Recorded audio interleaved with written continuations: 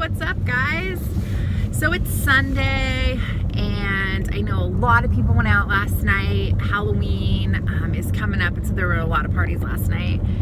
And I know we went out to dinner, and I know that I was really spot on all week with my goals and staying on track and just being really spot on with my nutrition. And then last night we went out, and I made a really poor choice.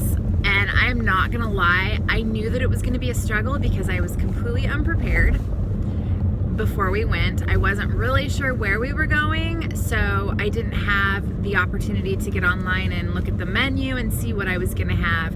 But then when we did go, I had my mind made up, right? And then I walk in the restaurant and somebody's coming out with this plateful of fish and chips, and it smelled so good. I'm like, that's what I'm having right there. Nope, wasn't on the agenda. It doesn't fall in line with my plan, but hey, that's what's happening. So I'm sure that you can all relate to that story, and I'm sure that it happens to people all the time. Maybe not in the same area as food, maybe it happens in other areas in life, but it happens. We're all guilty of it.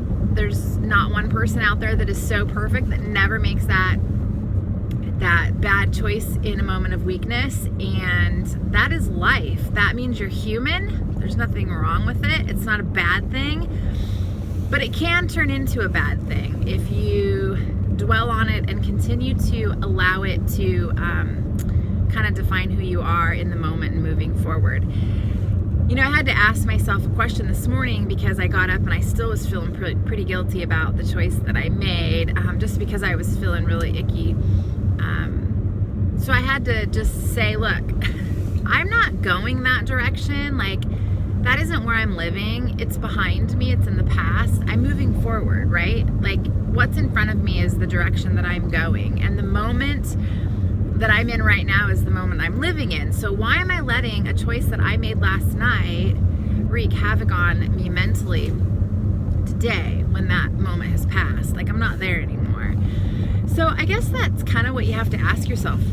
Ask yourself that. What direction are you going in life? Are you going backwards? Because if you aren't, then stop dwelling on the things that happened in the past, whether it be, you know, a bad choice with alcohol or food or whatever. I mean, as long as you know that the choice you made was a negative choice and it impacted your total goal or the direction that you wanted to go negatively, learn from it, throw it away, and move forward, right?